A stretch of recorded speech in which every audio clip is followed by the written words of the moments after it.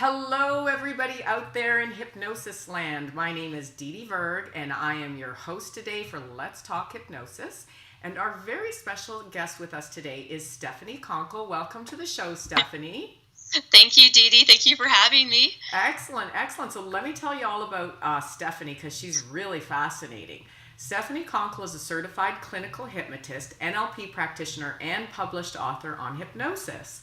Stephanie specializes in a specific type of hypnosis known as deep trance hypnosis that goes far beyond the state of somnambulism. She practices hypnosis in the Atlanta, Georgia area, where she is the go-to television hypnotist for the Bravo TV network. So kudos to you. Thank you. So you're going to be doing a one-day pre-conference on profound somnambulism with subconscious dialogue, as well as a 2-hour with Kaz Riley on experiential hypnosis. So just to start with, explain deep trance hypnosis, and specifically the type of hypnosis that you do that goes beyond the Esdaile state and beyond the somnambulistic state. Sure, absolutely. So now I know that for some people, depth of trance is kind of a scary thing, or it's sort of a taboo. You don't want to say depth of trance anymore. How in modern hypnosis, right? However, what I found is that the deeper you bring a hypnotist into trance, the more profound results you really do get, and instantaneously too. So what I specialize in is I teach you how to bring your clients into the deepest level of hypnotic trance possible. This goes beyond the Esdaile state. It goes beyond the hypnotic coma state, and it goes into what I call profound somnambulism, where the client feels like they're sleeping, like they're having dreams. They're not in like regular sleep state, but they're not awake either. They definitely have REM, and the client feels like they've been dreaming. They will wake up most of the time, not all the time, but most of the time they will wake up with amnesia, and not even knowing that they were actually talking to me, or a part of them, their subconscious mind, was talking to me the entire time while they were having a nice, pleasant little dream. Wow. So that's what I specialize in. We can access the subconscious, we can access the higher self, angels, guides, source, you name it, from profound somnambulism. So that's the class that I'm going to be teaching on in the pre-conference, which is the Thursday before the conference starts. I have just a one-day class for that. Okay, so what are the types of things that you've been able to work with the deep trance hypnosis? Well, Didi, it's really amazing. It's really some mind-blowing stuff. And the first time you access the subconscious or the higher self from this level, it's a little bit scary, but once you get used to it, then it just becomes old hat. And why I say it's scary is because when you're not used to it, what happens is the hypnotist starts talking in third person. Okay. So if I were to hypnotize you and your subconscious had your pure subconscious online, your conscious mind is sleeping, then your subconscious would come up and say, start talking about you in third person. So Didi knows that she has these blocks, wow. But and the reason why she has these blocks is because the subconscious will actually talk to you in full sentences. So you don't have to worry about those idiomotor responses and playing the 21 questions, yes, no answers with it. You actually can have a back and forth conversation, which, is so much better, so much nicer to have a conversation with the subconscious than just to rely on the idiomotor responses, which sometimes you don't know if it's really their conscious mind answering you. Right. And then, or even if it is the subconscious answering, you don't know if you're asking the questions the right way. Sometimes there's the maybe response, and you don't really know how to go, and that, now, I don't have anything against idiomotor responses. I used them for years and years and years before I developed my protocol. And I think they definitely have their place. But if you have a way where you can actually get full information and there's no ambiguity at all, then why not use that method? So absolutely. And when you say the way you described it is it's talking about the person as though this is, it sounds like not even a part of them beyond them that knows all about them. Almost like a soul level.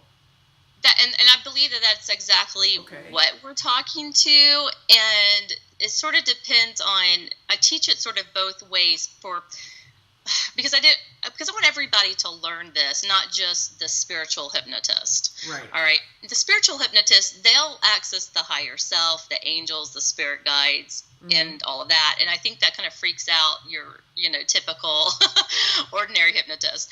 I don't want to leave them out too, because you can talk to just the subconscious. Right.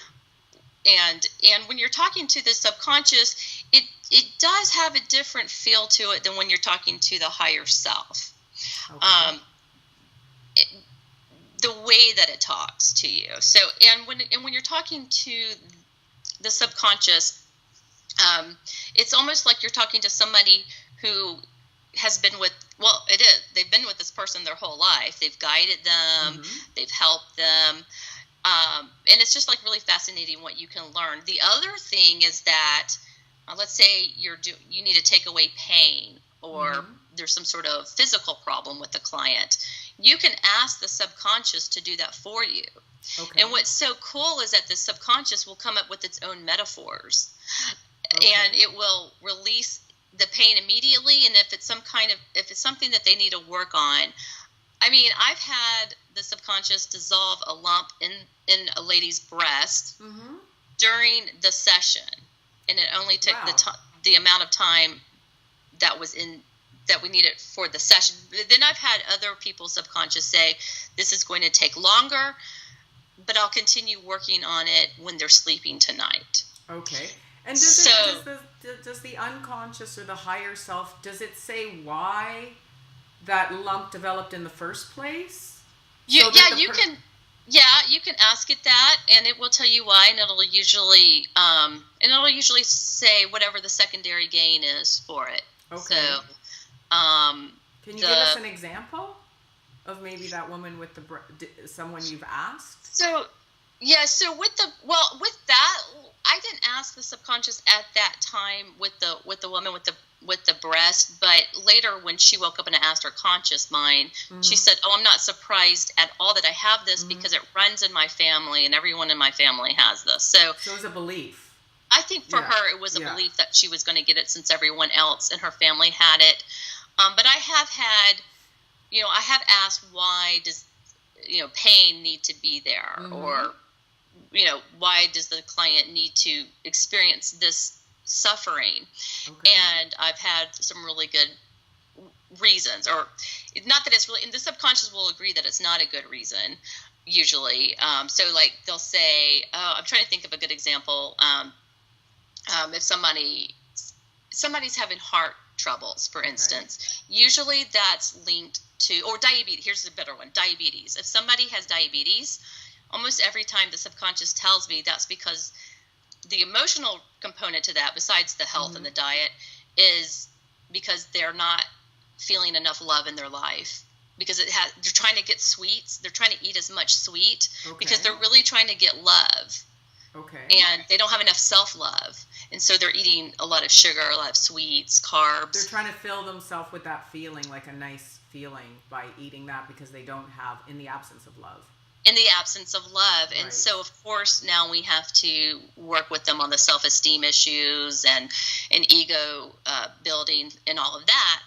So that's the emotional component. Okay. And then as long as the emotional component is no longer needed, then the subconscious will clear out the physical component as well. So now the subconscious will go in, it will balance out the insulin, it will reset the metabolic rate, it'll clear out the blood vessels. So whatever you need it to do, it will find it for you, because I'll have it do a scan of the body and just let me know the first place that comes up that's blocked, and let me know what that is. And then they'll start with the head and just go through the body, and they'll tell me things that the client is aware of, and they'll tell me things that the client was unaware of and didn't even know that they had this problem until afterwards.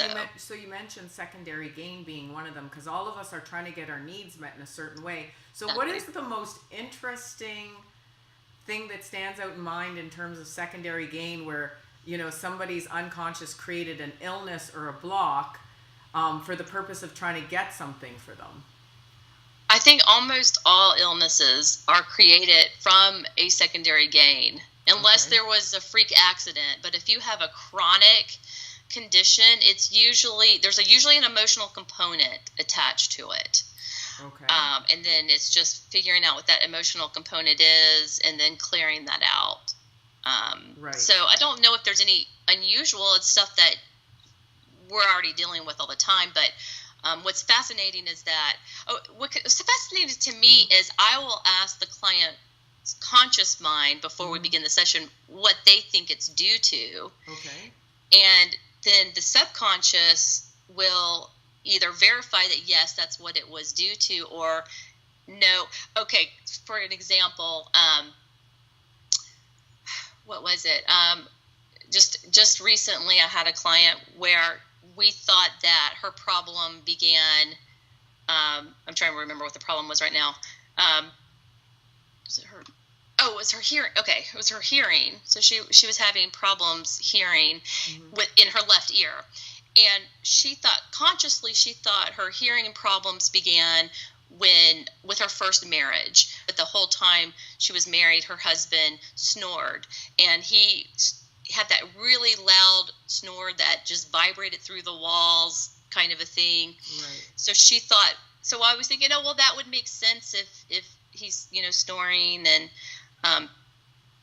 but what it was is, that when I asked the subconscious, it wasn't due to the snoring. Actually, she had a problem with her hearing since childhood. She had tubes in her ears, and she had a problem in childhood, and she had just forgotten about it until later on we talked about it. And she said, "Oh yeah, now I remember. Right, I did have tubes in my ears when I was a child." So it wasn't if I had just done a regular hypnosis session, I would have been focusing on that ex-husband, on the smoking, doing a lot of clearing work around that area. Whereas maybe it could have helped a little bit, that's really not where it originated from. And that was strictly on the physical level, sounds like. Right, and that was physical. There wasn't even an emotional component. Now, I could have done, if you want to get into more spiritual hypnosis, I probably could have taken her into a past life and then figured out where that originated from, why she was born. If necessary. It doesn't sound like it was necessary. So did her hearing get better after that, or did she have to take some sort of action, like getting the tubes replaced or something? No, her hearing got better after that, and I think there was something. Was she hearing a noise in her? I'm sorry, I've got so many clients that I work with, and I'm trying to keep them straight. But I think she was hearing a noise, and then it went away. But no, she didn't have to put any tubes or anything like that in her ears. And now it's coming back to me. I remember who this was, and she actually might be giving a testimonial about it, because it's somebody that some people in this community know. Right. But. Yeah, but I'm going to if she wants to come out, I'll let her come out and talk about it. But I have those kind of things, situations that happen where in the pre-talk you think it's going to go in one direction, but then when you get them in hypnosis and you're talking and you're having these full conversations with the subconscious may take you in a completely different direction. This is not it at all. Having said that, sorry to interject, but we have to be careful as hypnotists not to have any preconceived notions. Or I'm going to say I was working with someone the other day, and every time I tried to go somewhere, she said, well, I don't think it's linked to that, and I don't think it's linked to this. So we can't let your clients derail us either. And I was pretty firm, right? Because I knew for a fact, right, that it couldn't not be linked to this, right? So we've got to be very careful as hypnotists just to just ask the question and let the higher self or the unconscious do the work and go back to the cause, the root cause, because our clients will lead us off on a red herring or totally, and they don't even know that they're doing that either, because they've been thinking about it, they've trying to process it, and if you're trying to process something with the outer layer of the brain, the neocortex, that not only is it the analytical, logical side, but it's also Right. the part of your brain that makes up stories. And if you keep believing these stories over and over again, you even Start to believe it, for one thing. that's what I'm trying to say. That you even start to Yeah. believe it if you start thinking about these over and over again. And that's why I think talk therapy doesn't work as well, because I think that we're just telling our stories to the talk therapist, and it's just BS that we're BSing ourselves and we don't even know it. And so that's what they're having to work with, is our own BS. Right. Right. But when you go to the pure subconscious, the subconscious knows what's really going on and can help you out of that hole there. Okay. And what is what you would call one of the most profound healings that you've ever experienced using this work with a client? I think the lump breast in the tumor was one's pretty damn profound. good. The breast tumor one's pretty good. How long, by the way, how long did it take her for that to manifest physically, for it to completely disappear after the hypnosis? That actually took about 30 seconds in hypnosis. Oh, no, but I mean, was the actual physical tumor gone, like dissolved after the hypnosis? It was gone, and I do need to follow up with her and just make sure that everything is completely gone, and she's had her mammogram and all of that. But yeah. So we're talking instantaneous healing. Instantaneous healing. Now, not for every client, not every time. Of course, okay. Of course. Well, that's why I asked you what is one of the most profound, because that's pretty amazing to someone listening to this who's not a hypnotist and doesn't understand the possibility of this. That's sounds like a miracle, but then again, like us as hypnotists, we have seen such things happen. So can you tell us another really, really profound healing, which was really mind-blowing even for you at the time? Okay, well, another one that I really thought was cool was with the subconscious. Saw a block in somebody's artery. Okay. To their heart, there was like a plaque buildup. Okay. And the subconscious was able to go in there and to remove the plaque so that the man didn't have to have stents put in. I thought that was pretty profound. Mm-hmm. Was he aware that there was a plaque in there already, or did that come up through the hypnosis? No, he was aware that he was having some problems, but he didn't know just how much plaque was in there. So it actually identified the exact place, and then the body removed it. Right. And then went in and removed it. Yeah, I think is pretty amazing. It's miraculous. It's absolutely miraculous. I also had, this is I haven't shared this with anyone, but there was a man who was, I should say this for more of my spiritual hypnosis stuff than just the general population, but it's just, I'm having this, my intuition is saying to go ahead and tell this, but it was a man who I had put into profound somnambulism. I got his higher self online, so not just the subconscious kind of made way for his higher self. And the higher self actually told me that he was slated to die the next day. Oh. And that it wasn't going to fix the problem that he was seeing me for, because this was the end of his block of time that he had allotted for himself in his pre-birth contract. And it said that this basically, but I asked if he could stay alive even after the contract, and the subconscious said it will be his choice at the time. It will be his conscious choice at the time, at that time, the next day. So now, what a dilemma! I follow up with him, but we were supposed to have a follow-up session, and then he never came to it. So I'm assuming he passed away. Wow. But I didn't, I you didn't. haven't followed up yet, yeah. You haven't I followed didn't up follow through with that. I just, but I haven't heard back from him. I feel like he probably did pass, though. But he was very much at peace with it. He learned that next day he was to pass? He learned that he would have the decision for himself the next day. So he retained that, like he didn't have amnesia. He actually retained that knowledge. He did have amnesia of when I was talking with just the higher self, but when we sort of debriefed him a bit, it was almost like he understood.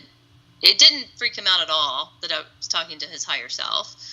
And it was sort of like he almost knew it. Like he kind of had a knowing and was sort of at peace with it.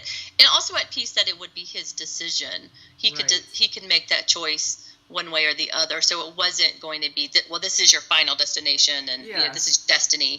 It was, this is what was planned and this is what's supposed to happen, but you do have the choice. You can accept death and go on, or you can stay here and continue living out. But whatever his life purpose was, he'd already fulfilled that. He'd already fulfilled his mission. And now he was an older man. He had grandchildren, and the only thing that would even want to keep him alive was just to see his grandchildren grow up. But other than that, he's already fulfilled his life's purpose. So to me, I felt that was like beautiful and profound, and a little bit shocking at the time to even hear that, right? But then just seeing this peace come over him, he was almost glowing during the session afterwards. He just had this profound peace about him, and it was just it was just incredible. And it's incredible, and every single person, every single session is different. Some people, it's like, okay, we're gonna help the client to quit smoking. All right, and that's well, it, or I tell you what, it must make your quit smoking sessions a lot less grueling. When it's like, okay, unconscious, just make them just never crave a cigarette again, thanks. Well, it's not, and sometimes it's like that, and sometimes the subconscious needs the conscious mind to be on board with it, which is something that I've just now sort of learning, because I do have the tendency to work together, right? They have to work together, and so that's kind of interesting too. Or if one time I had a lady who wanted to stop smoking, but that was just, let's add that in after we do all of the other stuff that I want to work on. Oh, and by the way, I want to stop smoking too. So I just threw that in at the end, asked the subconscious if it could make her quit smoking. It said yes. Now, she was still a little bit aware of this session. I would say about 75% of the clients have no awareness of it, but another 15 to 20% are aware of it, but they're out of the way enough to allow the subconscious to talk without them interfering. And then she told me the next time she came back, so I said, how's everything? Okay, everything is great. Did you stop smoking? And she said, oh yeah, I heard you say that to the subconscious, and the subconscious said yes. And I said, oh, that's not happening today. But she did eventually quit. So so there was a little bit of a conscious involvement there to like, wait, I'm not ready for that today. But then on the second session, she was ready, and I was able to get her to quit, or help her to quit smoking, or her subconscious made it happen, or whatever. At least it wasn't you. It was a lack of hypnotic skill on your part. The conscious mind was just like, yeah, we think we would like another week of smoking or so, and then we'll be done with it. Actually, that reminds me of this is the only time this has ever happened to me. So I had this kind of very cantankerous executive come in. You know, the type that like you're usually on edge because you're not sure if they're just going to turn and like have some angry like freak out on you because they're so like kind of cranky and authoritative. And or trying to take control of the session or something like that. Oh, yeah. Like the kind that's like prickly. And anyway, so just speaking of his conscious mind wasn't. I know he really wanted to quit smoking because I pre-vet everybody. And I do this great session, and I tell him I'm going to call you in 2 days just to check in on you. And I think it was a weekend, so it was like Or no, he was coming in for a follow-up session. That's what it was. And he comes in, and I said, okay, so how's it going? How's it feel to be a non-smoker, blah, blah, blah. And he said, so this is what happened. I think the session was on a Friday. He goes, I left the session. I went golfing. He goes, I smoked my brains out all weekend long. And of course, I'm already knowing that this guy is cranky. I'm just going to get a mittful now, right? And so I'm like preparing myself to like get totally. And he says, then Monday came along and I just never touched one again. It was the weirdest thing. Nice. It was just bizarre. So anyways, these things can happen, but it's Absolutely. not always us as the hypnotist. Sometimes we feel like, oh, did I do something wrong? What? You smoked your brains out right after the session. But Right. come Monday, he said, I just stopped, never picked one up again. And he was still cranky, by the way. Like, that's why he came in for reinforcement, because he was actually still cranky. But Yeah, he's just cranky in general. But I've had that happen before where I've had it happen where they've increased their smoking. So they were smoking a pack a day, and now it's like then they started smoking a pack and a half a day, and then completely gone. Yeah, like done. So Just like done. The power of the mind, however it gets done, so long as it gets done. So Exactly. for you new hypnotists out there, I'll just say don't be surprised at anything, and trust yourself, because you're probably doing what's right. But people's minds have a way of doing it in their own way at their own time. However, Stephanie, it sounds like this deep trance hypnosis makes it a lot more efficient and a lot quicker and a lot deeper. Absolutely, and that's why I'm a huge proponent of deep trance hypnosis. And even if you're using deep trance hypnosis with the idiomotor responses, I think that's good too. Now, I'm also an expert in waking hypnosis. Okay. So I'll either use waking hypnosis or I'll use deep trance hypnosis. I don't use the middle. So I don't use the middle range. To people who may be newer to hypnosis, or even to people who are not hypnotists, what is waking hypnosis? So waking hypnosis is hypnosis without trance. Okay, so an open eye trance. Open eye, and Or everybody does conversational. waking hypnosis if you do suggestibility testing, like the magnetic fingers, right? Or book balloon. That's waking hypnosis. I mean, their conscious mind is still involved, but you're hypnotizing them mostly with your words and them using their own imagination. So you're getting their conscious mind to use the imagination to help you hypnotize them. Okay, basically. so more metaphorical, sort of imaginative. Metaphorical stuff. So I just don't work in that mid-level trance anymore, because that's the worst place you can work out of, because that's the place where aphasia happens the most often, which is fake somnambulism, which I don't really have a lot of time to get into that now. Conscious mind taking over a little bit and kind of fooling you. And just you think that they're in a deeper hypnotic trance than they actually are, but maybe they're in catalepsy, but they're not. So maybe their body is cataleptic. You're still getting some phenomenon, but they're not deep enough to really be completely out of the way, to really have that CF bypassed, to really accept those suggestions. And it's just such a sketchy place to work that I just don't, and people can work there successfully and I don't put down anybody who works there. Just for me personally, I'm either going to do waking hypnosis or deep trance hypnosis, and like nothing in between. If I can help it. So. All right. Well, Stephanie, it's been an absolute pleasure speaking with you today. Thank you, and I look forward to seeing you at this year's Hypnothoughts 2018 for your pre-conference course on somnambulism with profound somnambulism with subconscious dialogue. Yes. And so everybody, if you'd like to sign up for Stephanie's course, go to htlive.net and you'll find her there on the roster, and you can sign up. Hurry, because the early bird special is running out June 1st. And can I plug the regular session too with Kaz Riley? Yeah, it's for just experiential hypnosis, right? Right. Okay, so experiential hypnosis also, that can be really fun as well. And Kaz Riley is a hoot. We love Kaz. Yeah. So fantastic for teaming up with her. All right. Thank you. You're welcome, Stephanie. Have a great day.